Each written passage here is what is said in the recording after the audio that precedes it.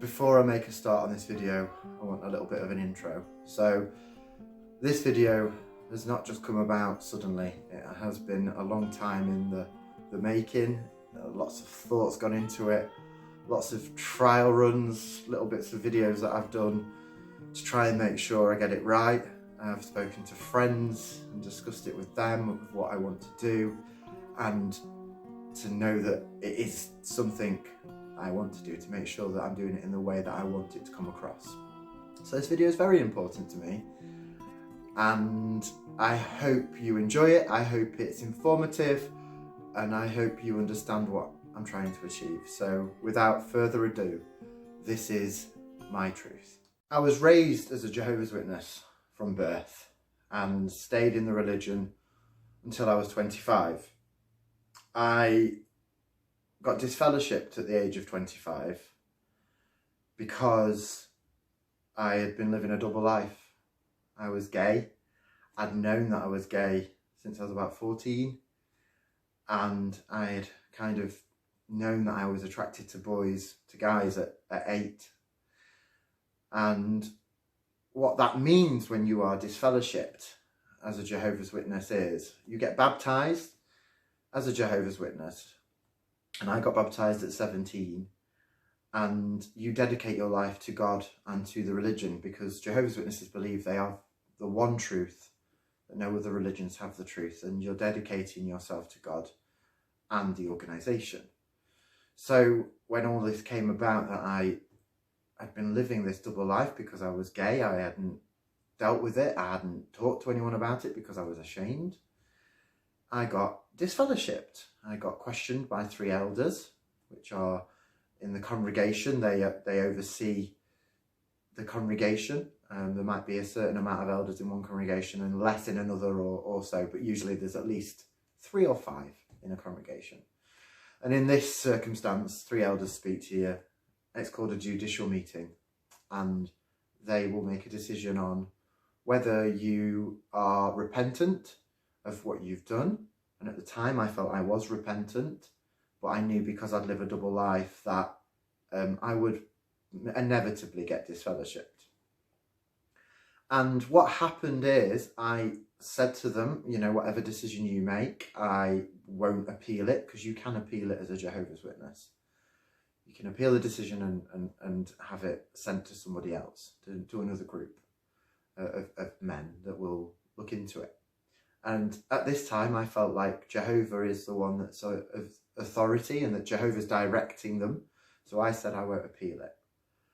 And my next bit that I want to discuss about this is what it was like after I got disfellowshipped.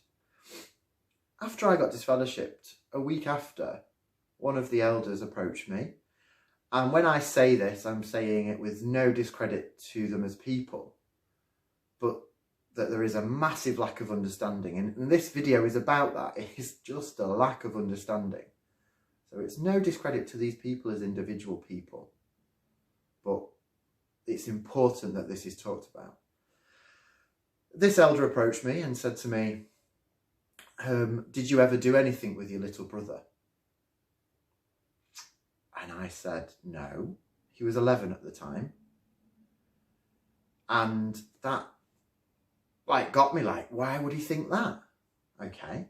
A week later, he came and asked me the same question. And at this point, I did think to myself, are they asking this same kind of question to somebody who's straight? Are they asking me it because I'm gay? Because why would I have touched my little brother? Why, because I'm gay, does that automatically mean I've touched my little brother? And subsequently, I found out that my mother spoke to my auntie, who isn't a Jehovah's Witness, and said to her, I'm just worried, I'm just glad that he never touched his little brother. I'm just glad he never touched his little brother. And she said, why would you say that? Like, it's his brother. But this is the lack of understanding, the lack of education in this, that you are deemed as a Jehovah's Witness. When you're a Jehovah's Witness, gay people are deemed the same as bestiality, the same as paedophiles. And I know my mum used to say this to me, that Jehovah views them all as the same. That to Jehovah, somebody that's gay, somebody that's a paedophile, and somebody that's practiced bestiality are the same. So no wonder this kind of question was asked of me. But it was kind of shocking. Following on from this, going back to my mum, when I would have been under 11, I remember we was walking down the street and there was this man with baggy trousers, and she said to me that that's what happens when you become gay. That's what happens when you're gay. Bearing in mind, my mum didn't know I was gay, apparently, allegedly. She didn't, it all came as a shock when it came out at 25, but that's, as a child, the kind of thing she used to say. She used to say that gay men are just bothered about sex, that they're lonely, and she really just found them disgusting in the way she spoke. And I think towards the end, she started to get more of an understanding that maybe there's things that cause people to be gay, or when I say an understanding, she doesn't, I don't think so, even now, view it as a genetic. But yeah, it's ever so odd, because I did continue being a Jehovah's Witness, or trying to go back to being a Jehovah's Witness for quite a few years. And it's only recently that I've really come to the realizations that I have. And going back to what I've just talked about with regards to my little brother, only in the last few days have I had a realization that that's really affected me, to the point where my cousin Anna, when she had her little baby Ella, which she's just here, I was actually pleased when I found out it was a girl. Why? Because I thought there won't be any accusations. That's the way my brain worked. I never told that to Anna, and I never said it to anybody. Like, I've only worked these things out now. It's how it affects me is massive, and I really think it's really important to talk about these matters, because when I was 14, I knew I was gay, like I mentioned. I genuinely thought that I could have ended up homeless on the streets if I came out or did something. And that's no discredit to my parents. I'm not saying that they would have made me homeless, but that's the way I felt. Going back to what I said about being disfellowshipped.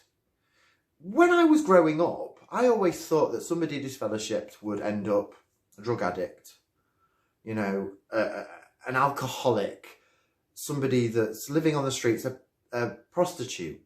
And it's not the case. That isn't what happens when you leave the religion. And I'm trying not to call it the truth, because that is what I was raised to call it, and that's what everybody in the religion calls it, the truth.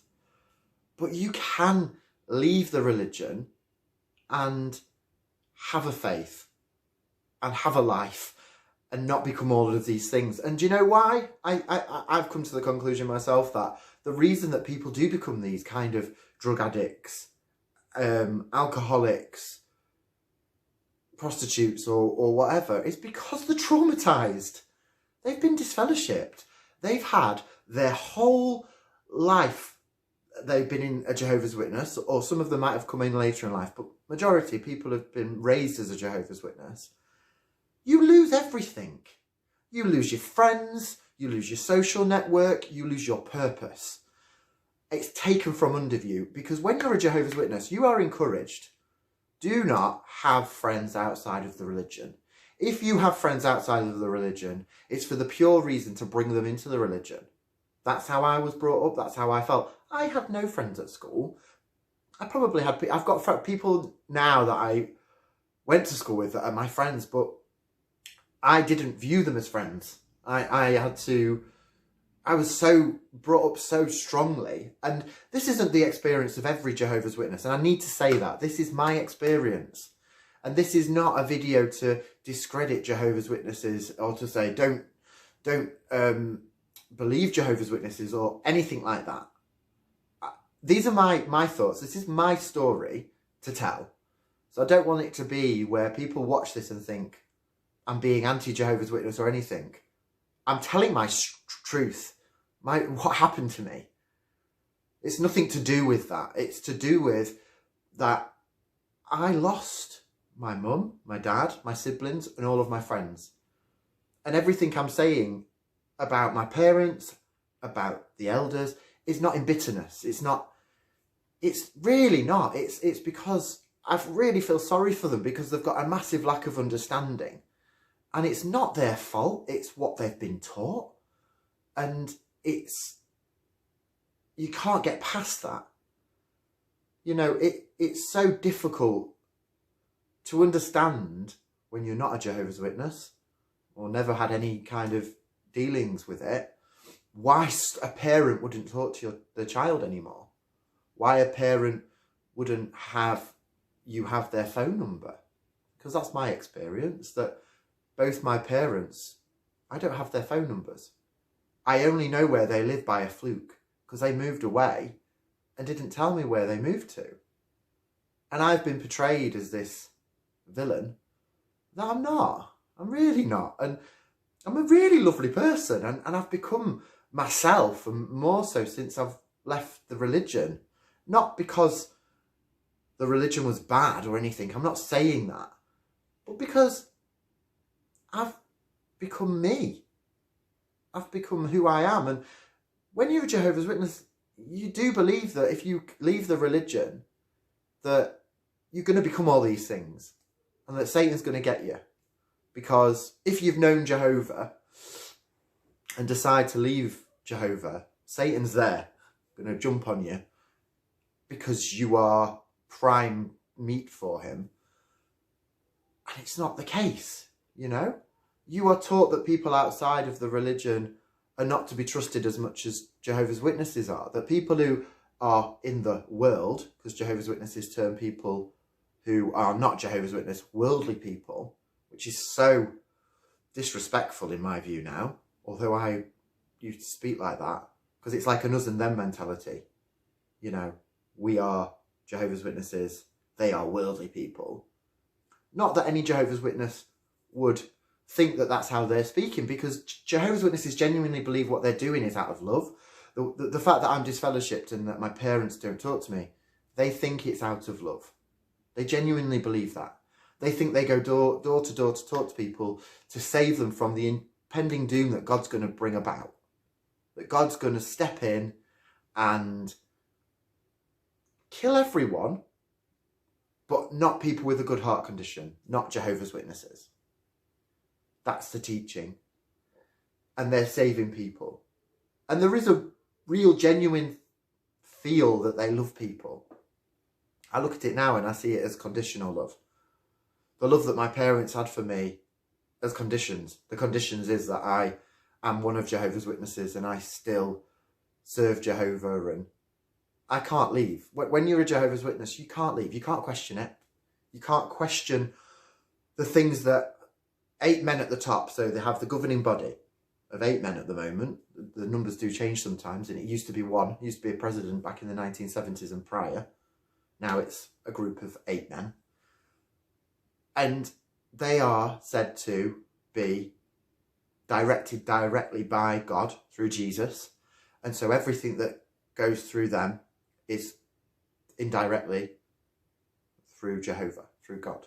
So how can you question that? How can you leave the truth once you've got the truth? They call it the truth. Lots of religions call their religion the truth, but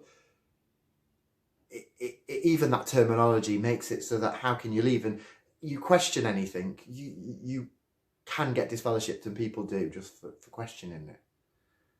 And it's so difficult because I am gay, and the religion is based on faith. I no longer have that faith, yet I'm still being treated like this, where my parents don't have anything to do with me. I've got no problem with people practicing religion. I've got no problem with Jehovah's Witnesses. But when a religion impacts on a person's life, like it has on mine, and if you've watched my other videos, there is a video on my channel about my suicide attempt. When it impacts somebody's life like that, it's dangerous. That aspect of it's so dangerous. Many, many times I prayed to God to make me not gay. Many, many times I prayed to take away this pain. And one time in particular that I remember was not long after I got disfellowshipped. And I laid in my bed for 2 hours crying my heart out because I couldn't deal with the pain anymore. And it was really difficult because I prayed to God to kill me. I could feel my heart about to burst, and I was hoping it. I can remember I really hoped it burst. I really wanted to die. I couldn't deal with the pain anymore. So painful. Pleading with God, like, if you're a kind God, kill me, because I can't do this. Just please kill me. That's where I was driven to. I prayed so many times that I wasn't gay anymore. And I'm not saying that I expect God to take away that from me. But when it's all based on faith, and a gay person like myself would have to live in the religion, celibate, or get married to a woman for what is based on faith, it's not assured, you know, it's faith, that's what faith is. And I'm not allowed to leave that without my parents having nothing to do with me. Yes, I got disfellowshipped, but I don't want to go back. I've got a wonderful life now. I miss them dearly, but I know it's their decision. It's not my decision, it's theirs. They are choosing to not have anything to do with me, but they believe in their hearts that it's my choice, which is so difficult to explain when you've not been a Jehovah's Witness or anything. And I can imagine some of you there are like, what? It's clearly their choice. Yes, it is. But they believe with all their heart that it's my choice. And I don't know how you can reason with somebody like that, or a group of people like that. That is what they're taught. And I have said it to my dad, like, reasonably, Dad, like, how are you treating me like this? How's that going to make me want to come back? I don't understand. But like I say, I don't want it to sound like an anti-Jehovah's Witness video. It's not. It's about me. I should be able to tell my truth. And that's all I'm doing. And yet I know that this video would be viewed by my parents and by other Jehovah's Witnesses as apostate. You know, and an apostate is somebody that speaks against the truth, speaks against God directly, and there's no forgiveness for that sin. It's viewed as the unforgivable sin. But my experience of supposed apostates is they're not after people following them. They're not after people to teach them something false. They're just saying what truth they found. If it was just about Jehovah, it would be fine. And I think to some level, my mum does have that, because she's questioned things. And I questioned things to a certain level when I was a Jehovah's Witness. For instance, my mum used to say, why are all the governing body members white American men? Why is it all based in America? Why is 1914 important? Now, 1914 is a prophetic year that Jehovah's Witnesses believe that's when God enthroned Jesus on earth, based on other prophecies to do with the fall of Jerusalem, which actually, when you look into it, isn't even the correct date anyway, based on what they've said through the Bible. But that's another subject entirely. If you want to look at that, look at other videos. And I question things to certain levels as well. And that is what I would encourage anybody that is either in my situation where, or was in my situation when I was younger, as a gay Jehovah's Witness, struggling. You don't have to. You can have a life outside of it. And it's not easy at first, but it's possible. It's hugely possible. Like, and even if you're not a gay Jehovah's Witness, or if you're just struggling or doubting things or questioning things, don't just leave. Research. Look into it. Because Jehovah's Witnesses encourage you only to research within their publications. Research outside of that. There is nothing wrong with that. You know, if somebody became a Jehovah's Witness and they was initially a Roman Catholic, and they told you, the Roman Catholic Church told me never to look at anything but what Roman Catholics write. As Jehovah's Witnesses, you'd be like, ooh, that's dodgy. But yet, when you're a Jehovah's Witness, you don't think it's dodgy to just look at Jehovah's Witness things because it's the truth. Also, if somebody came from Roman Catholic and said, oh, because I've become a Jehovah's Witness, my family are shunning me. Oh, you'd be like, that's so sad. That's Satan. That's so bad. So I'm so sorry that's what's going on with you. Like, you know, it's going to happen because this is the truth and Satan's going to attack you and that's how he will attack you. But yet that's what happens within Jehovah's Witnesses, for example, to me. There's a lot of cognitive dissonance, a massive amount of cognitive dissonance with Jehovah's Witnesses. And I just want to say, really, that to summarise, the biggest part of this video is to say, look, there's a lack of understanding. A huge lack of understanding. You know, I'm jumping from one bit to another because that's the way I speak. I'm so sorry. This is me being quite natural. For instance, when it all came out about me being gay, my sister approached me and said to me, your toothbrush is next to mine. You've put us at danger. And I did think at the time, like, have I? I don't think I have, because of AIDS and HIV. And I said to her, I have been tested. And she said, like, the lack of understanding with that, like, I'm not being like nasty to my sister, but there's no information. It needs to be taught. It's not fair. I used to look every single week at Jehovah's Witnesses website to see if there was anything for me being gay. There was nothing. There is an anti-gay video that Jehovah's Witnesses have produced for children. And in it, it compares being gay to luggage on a plane. And if you leave the luggage behind, then you can get into the paradise, that you can be in a relationship with Jehovah and you'll be okay, you know. Being gay is not to be compared to luggage on a plane. What's that message to young children? A young child, and like myself, I knew at 8. I knew that I was attracted to guys and not girls. What message is that sending to a young child watching that? How simplistic it is. There needs to be an education. And it needs to be done because it's so dangerous. I nearly killed myself because of this religion and the way I've been treated.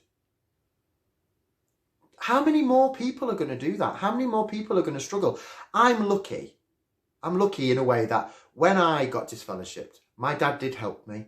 My dad made it so that I was set up to some level. I did get my own work, but he helped me. There's people out there now who get disfellowshipped, kicked out, no job, end up on the streets. How is that loving? This is fact. This is not just things I'm saying. I knew this for fact. It's not just, oh, you're just saying it. No, I'm not. It's true. It's so, so true. There's just this massive lack of knowledge and understanding that needs to change. And I just want to say that my life now is amazing. You know, my parents and my family and my friends that I had in the religion, they're totally missing out on me. Like, I am at university studying counselling and psychotherapy. I have got the most amazing friends, and you know who you are if you're watching this video. Each one of you gives me something that I value so much, and I genuinely wouldn't be the person I am now. I genuinely would not be where I am now if it wasn't for each one of you. You've all stuck by me, and I continue to keep building friendships. And contrary to what I was taught as a Jehovah's Witness, these people are genuine. They love me and they see me for me. You know? Yes, I'm gay. But I'm Jared. I'm no one else. I am Jared. The first and foremost thing is I'm Jared. You know, you don't meet somebody who's straight and they go, hi, I'm, you know, Bob, and I'm a straight man. You'd be like, okay. I'm gay, but that's not me. That's an aspect of me. I'm Jared, and I'm lots of other things, and then I'm gay. It's not my issue. It's everyone else's. That's the reason I'm talking about it. Everyone else has got this issue with gay. When I say everyone else, I'm talking about people who are against homosexuality or have no understanding, which is the problem here. But I just want to say, there's so much more to say. I do babble on. I apologise. Thank you for watching. If there's any questions that anyone's got, please ask me. And there will be more videos. I've got so much more to talk about, and I'm trying to hold it in because I'm trying to keep it like to this point. Anyway, thank you for watching ever so much, and take care. And please, I've got to ask this at the end, please subscribe. Please subscribe to my channel. It'll help me so much. And if you can comment or like, it really helps my channel to progress and be more seen. So thank you very much.